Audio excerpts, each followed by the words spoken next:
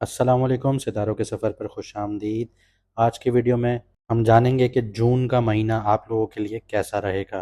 Planetary positions आपके favour में हैं या आपके ख़िलाफ़ हैं, हम सारी चीज़ों पे बात करेंगे। वीनस की जो रीसेंट ट्रांजिट है, मार्स का ट्रांजिट होने वाला है, मरकरी को देखेंगे, सन को देखेंगे, सैटर्न, राहु, केतु।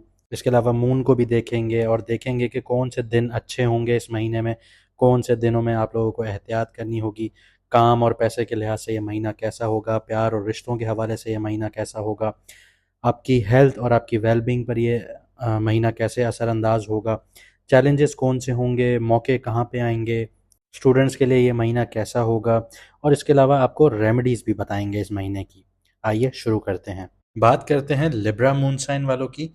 तो जून 2025 का महीना आप लोगों के लिए कुछ खास होगा, लेकिन शुरुआत थोड़ी टाइट रहेगी। मून 1 जून को लियो में और मार्स कैंसर में होने की वजह से इमोशनल फ्रिक्शंस हो सकते हैं। लेकिन जैसे जैसे दिन गुजरेंगे, जून का पहला महीना गुजरेगा, सितारे अपना असर दिखाना शुरू कर देंगे। खासकर 6 जून जब मून लिब्रा में आएगा और आप इमोशनली रीसेट होना शुरू हो जाएंगे। यानी नसीब का ताला यहाँ पे खुलना शुरू करेगा। बस थोड़ा सब्र ज़रूरी होगा। साथ ही साथ मरकरी और सन 9th हाउस में जुपिटर के साथ होंगे, तो इसकी वजह से स्पिरिचुअल और हायर लर्निंग में इंटरेस्ट बहुत ज़्यादा रहेगा। वीनस 7th हाउस में होना रिश्तों और पार्टनरशिप्स में नई रोशनी ला सकता है, लेकिन दिल पे पत्थर भी रखना पड़ सकता है क्योंकि सैटर्न 6th हाउस में टेस्ट ज़रूर लेगा। मून 9 जून को स्कॉर्पियो में मार्स के साथ नज़र बनाएगा, तो थोड़े मूड स्विंग्स और स्ट्रेस भरपूर रह सकता है। अब आपको बताता हूँ कि मून की जो प्लेसमेंट होगी इस महीने में वो आपके लिए क्या असर लाएगी। 1 से 3 जून मून लियो में होगा केतु के साथ, तो इमोशनल डिटैचमेंट फील हो सकती है। दोस्ती या लव लाइफ में कन्फ्यूजन्स पैदा हो सकती हैं। 6 से 8 जून मून लिब्रा में, तो सेल्फ कॉन्फिडेंस बहुत ज़्यादा हाई देखने को मिलेगा, डिसीजन मेकिंग बहुत ज़्यादा स्ट्रांग होगी, और ये बेस्ट डेज होंगे आपके इंटरव्यूज़ और इनिशिएट करने के किसी भी चीज़ को, चाहे बिजनेस हो।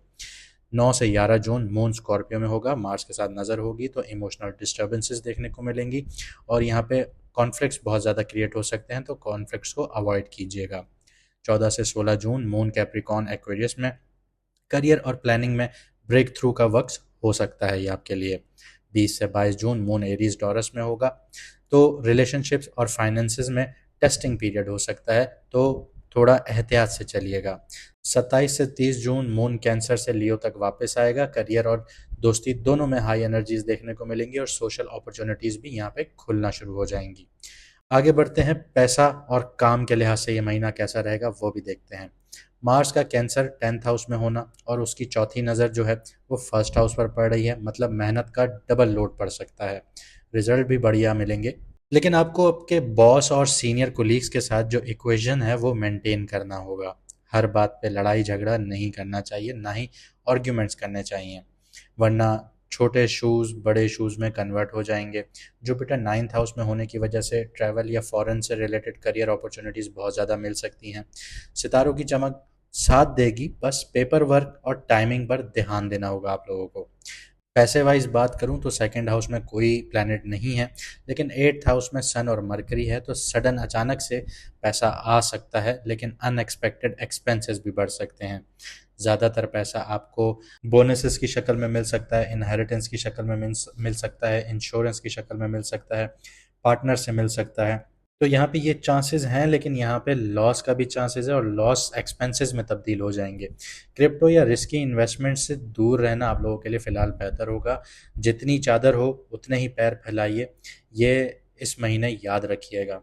इसके अलावा जो लोग ऑफिस वगैरह में हैं उनको मैं एक टिप दे देता हूँ कि ऑफिस गॉसिप से दूर रहिएगा, वरना ऑफिस पॉलिटिक्स का शिकार हो सकते हैं। इसकी वजह यह है कि सैटर्न जो है वो आपके कुंडली में, आपके जायचे में 6th हाउस में आ चुका है। इसका मतलब ये है कि ये कर्ज़ों को भी एक्टिव कर देगा। आप कर्ज़े भी लेना आपको पड़ सकते हैं, या आपने किसी को पैसा दिया है तो आपको पैसा वापस नहीं मिल रहा होगा। साथ ही साथ यहाँ पे आपके हिडन जो एनिमीज़ हैं, आपके खुफिया दुश्मन हैं, वो भी एक्टिव हो जाते हैं, तो ऑफिस या आपके सराउंडिंग में ऐसे लोग होंगे जो जलन हसद का शिकार होंगे, आपको ऑफिस पॉलिटिक्स का शिकार बना दिया जाएगा, आपकी किसी गलती की वजह से आपको जॉब से भी निकलवाया जा सकता है, और डेली रूटीन में आपको फटीग बहुत ज़्यादा देखने को मिल सकती है। तो यहाँ पे आपके एक्सपेंसेस बहुत ज़्यादा हाई हो जाएंगे, तो ख्याल ज़रूर रखिएगा, क्योंकि सैटर्न की जो तीसरी नज़र पड़ी है वो आपके 8th हाउस पर पड़ी है, लेकिन सैटर्न की जो 7वीं डायरेक्ट नज़र पड़ी है वो आपके 12th हाउस पर पड़ रही है। जो एक्सपेंसेस का घर है, ये एक्सपेंसेस को यहाँ पे हाई कर देगा। साथ ही साथ यहाँ पे आपको फाइनेंशियल प्लानिंग है उसको बहुत सीरियसली लेना होगा, इम्पल्सिव खर्चों से आपको बचना होगा। आगे बढ़ते हैं, प्यार और रिश्तों की बात करते हैं। आपकी कुंडली के 7th हाउस में वीनस आया है, जो कि प्यार का प्लैनेट है। यहाँ पे रिश्तों में रोमांस और अट्रैक्शन बहुत हाई देखने को मिलेगी। सिंगल्स के लिए नए रिश्ते या अनएक्सपेक्टेड प्रपोजल्स आ सकते हैं, स्पेशली अराउंड 16 से 18 जून, जब मून एक्वेरियस और वीनस एरीज में होगा। इसके अलावा कमिटेड लोगों की जो सिचुएशंस होंगी वो कुछ इस तरह होंगी कि मैं अगर कुछ सोच रहा हूँ तो मेरे पार्टनर को समझ जाना चाहिए। इसी वजह से मिसअंडरस्टैंडिंग्स यहाँ पे क्रिएट हो सकती हैं जब मून स्कॉर्पियो में आ जाएगा 9 से 11 जून के दरमियान। तो आप ये चीज़ को हमेशा समझिए कि आपका पार्टनर फरिश्ता नहीं है कि वो वही लेके आ रहा है आपके पास या आपकी बात समझ जाएगा। तो वो इंसान है, उसको जब तक आप नहीं समझाएंगे तब तक वो समझेगा नहीं। तो यहाँ पे ओपन टॉक्स आपने रखनी होंगी, बैठ के बात करें, कोई भी मसला है कोई भी चीज़ है उसको सुलझाइए, वीनस प्रॉपरली सपोर्ट करेगा। राहु 5th हाउस में है, तो क्रिएटिव लोगों के लिए इंस्पायरेशन तो मिलेंगी, लेकिन रोमांस में इल्यूजन्स भी आ सकते हैं। किसी की हर बात पे यकीन ना कीजिएगा, हर चमकती चीज़ सोना नहीं होता। यहाँ पे मैं अगर आपको एडवाइस दूँ तो रिलेशनशिप में आपको सब्र रखना बहुत ज़रूरी है। इसके अलावा जो आपका इमोशनल बैगेज है या आपका पास्ट ट्रॉमा है उसको फ्यूचर में मत घसीटिए, भूल जाइए, लेट गो कीजिए। आगे ज़िंदगी बहुत बड़ी है, ज़िंदगी को जीना सीखिए। आगे बढ़ते हैं, सेहत की बात करते हैं। सैटर्न 6th हाउस में है, यहाँ पे डिसिप्लिन का वक्त है आपकी डेली रूटीन में, क्योंकि देखें ये बहुत ही ख़तरनाक प्लेसमेंट कह सकते हैं सैटर्न के लिए, सेहत को लेके या लीगैलिटीज़ को लेके या कर्ज़ों को लेके। क्योंकि देखें जब इंसान की सेहत ख़राब होती है तो शुरू शुरू में वो नेग्लेक्ट करता है, लेकिन जब उसको समझ में आ रहा होता है तो वो डॉक्टर्स के पास चक्कर लगाता है। और डॉक्टर भी आजकल सिर्फ दुकान चमकाते हैं, अपनी पसंद की मेडिसिन दे देते हैं, मरीज़ का प्रॉपर इलाज नहीं करते, जिसकी वजह से मरीज़ का यहाँ पे पैसा खर्च हो रहा होता है। फिर जब अपनी जमा पूंजी आपकी ख़त्म हो जाती है फिर आप कर्ज़ उठाते हैं। तो यही घर आपका एक्टिव होता है कर्ज़ के लिए भी, क्योंकि ये जब आपका 6th हाउस एक्टिव होगा, इसी के बिल्कुल बरक्स आपका 12th हाउस एक्टिव हो जाएगा, जो हॉस्पिटल का घर है, जहाँ हॉस्पिटल के चक्कर बहुत ज़्यादा लगते हैं। ये हॉस्पिटल बताता है यहाँ पे 12th हाउस। तो आप बीमार होंगे, हॉस्पिटल का घर ऑटोमेटिकली एक्टिव हो जाएगा। ऑब्वियसली सी बात है, खर्चे बढ़ेंगे आपके, डॉक्टर आपको सही नहीं मिलेगा, कभी किस हॉस्पिटल जा रहे हैं कभी किस हॉस्पिटल जा रहे हैं, पैसा आपका अपनी सेहत पे ज़्यादा लगता है। हो सकता है फ़ॉरेन में भी जाके आपको इलाज करवाना पड़ जाए, वहाँ पे भी पैसा लग रहा होता है, सर्जरीज़ वगैरह पे बात आ जाती है।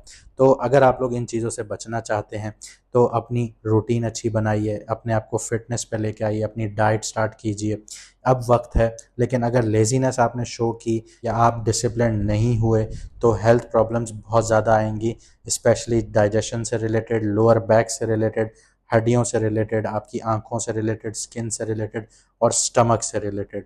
देखें जिस भी इंसान की ज़िंदगी में डिसिप्लिन होगा ना, वो कभी भी अपनी ज़िंदगी में हारता नहीं है। ठीक है, हाँ वक्ती तौर पे थोड़ा ऊंचा नीचे होता है, लेकिन वो इंसान एक स्टेबल तरीके से चल रहा होता है, जैसे ज़िंदगी की लाइन जो होती है ऊपर नीचे चल रही होती है, इसी इसी तरह वो इंसान चल रहा होता है।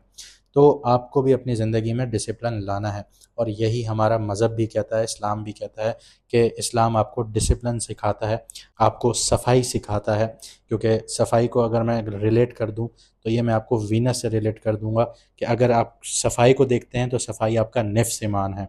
या नबी पाक सल्लल्लाहु अलैहि वसल्लम ने भी फरमाया कि सफाई इंसान का निफ्स ईमान है, आधा ईमान सफाई पे कंप्लीट होता है।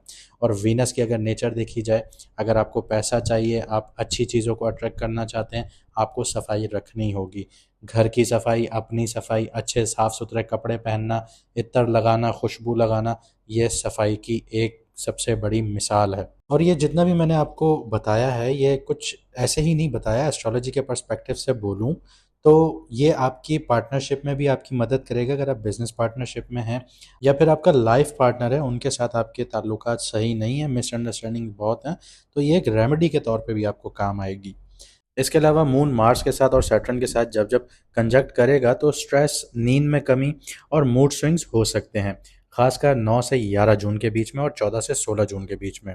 अपनी सेहत का इस टाइम पीरियड में बहुत ज़्यादा ख्याल रखिएगा, क्योंकि तंदुरुस्ती हज़ारों नेमतों से बेहतर है। और जिनके पास सेहत नहीं है उनसे पूछिए कि बिना सेहत के ज़िंदगी जीना कैसा होता है। मेडिटेशन कीजिए, योगा कीजिए, ग्राउंडिंग प्रैक्टिसेस कीजिए, शाम में वॉक वगैरह कीजिए और अपना वाटर इनटेक अच्छा रखिए। आगे बढ़ते हैं, स्टूडेंट्स की बात करते हैं। मरकरी और जुपिटर आपके 9th हाउस में है, तो लॉ, फिलॉसफी, लिटरेचर और कम्युनिकेशन बेस्ड जो सब्जेक्ट्स हैं उनमें कामयाबी मिल सकती है आप लोगों को। लेकिन मरकरी जून के पहले वीक में सन के बहुत ज़्यादा क्लोज हो जाएगा, तो यहाँ पे थोड़ी सी डिस्ट्रैक्शंस देखने को मिल सकती हैं जून के फर्स्ट वीक में। जिन स्टूडेंट्स का फोकस एग्जाम में नहीं बल्कि क्रिएटिविटी में है, जैसे डिज़ाइन, एनिमेशन, राइटिंग, उनके लिए जून का सेकंड हाफ प्रॉमिसिंग रहेगा। राहु 5th हाउस में है, नए आइडियाज़ तो देगा लेकिन क्लैरिटी नहीं होगी। दिमाग की घंटी तो बजेगी लेकिन सही वक्त पे बजेगी। लेकिन आपको इस तरह फील हो रहा होगा कि यार मैं लेट हो रहा हूँ, मैं ये हो रहा है, तो ये सारी चीज़ें चलती रहेंगी आपके साथ। चैलेंजेस और अपॉर्चुनिटीज़ की बात करते हैं। राहु और केतु 5th और 11th हाउस के एक्सिस पे बैठे हैं, तो गोल्स और रोमांस दोनों में आपको थोड़ा इल्यूजन देखने को मिल सकता है। जुपिटर की 5th नज़र और 9th हाउस में प्लेसमेंट आपकी लक को बहुत ज़्यादा स्ट्रांग कर रहा है, लेकिन यहाँ पे सब्र की भी थोड़ी ज़रूरत होगी। समझदारी से काम लीजिए, अपना टाइम सोशल मीडिया पे ज़ाया मत कीजिए। इंपॉर्टेंट डिसीजन 6 से 8 जून या 14 से 16 जून को लेना बेहतर रहेगा आप लोगों के लिए। रेमेडीज़ की बात करते हैं, तो रोज़ सुबह उठ के ग्रेटिट्यूड जर्नलिंग प्रैक्टिस कीजिए। रोज़ सुबह 3 चीज़ें ऐसी लिखिए जिनका आप शुक्र अदा करते हैं ऊपर वाले से, आप उनसे शुक्र अदा कीजिए, आपके दिमाग में पॉजिटिविटी आएगी, आप चीज़ों को ऑप्टिमिस्टिकली हैंडल करना शुरू हो जाएंगे। हर हफ्ते किसी गरीब को खाना डोनेट कीजिए, सदका कीजिए, दान कीजिए। जो नहीं खा सकता उसको खिलाइए। स्पाइसी चीज़ें, ऑयली चीज़ें खाना अवॉइड कीजिए, आपकी डाइजेशन पे बहुत गंदा इफ़ेक्ट आ सकता है। इसी के साथ साथ रात को सोने से पहले फ़ोन को 1 घंटा 2 घंटा दूर रख दीजिए, बंद कर दीजिए, और फिर आराम से घर वालों से बात करके रिलैक्स माइंड में सोइए। इस महीने मेहनत का फल तो ज़रूर मिलेगा, लेकिन हर फल तोड़ना है या नहीं तोड़ना, इसके लिए आपको सब्र का फल चखना पड़ेगा। अपने इंस्टिंक्ट्स पर हमेशा भरोसा रखें और जून 2025 को अपना बनाने के लिए सितारों की रोशनी का सही इस्तेमाल कीजिए। तो ये था इस महीने का हॉरोस्कोप। अगर आपकी ज़िंदगी में कोई मसले मसाइल चल रहे हैं, कारोबार से रिलेटेड, आपके करियर से रिलेटेड, आपकी लव लाइफ से रिलेटेड, आपकी फैमिली लाइफ से रिलेटेड, पैसों से रिलेटेड या हेल्थ से रिलेटेड, तो आप लोग व्हाट्सएप पर मैसेज कर कर अपॉइंटमेंट ले सकते हैं। मैडम एस्ट्रोलॉजर अनबक्श आपकी कुंडली या जायचा देखकर आपको प्रॉपर गाइड करेंगी और आपकी पर्सनलाइज्ड रेमेडीज़ आपको बताएंगी, ताकि आप अपनी ज़िंदगी में बेहतर तरीके से आगे बढ़ सकें। मुझे दीजिए इजाज़त, मिलते हैं अगली वीडियो में सितारों के सफ़र पर।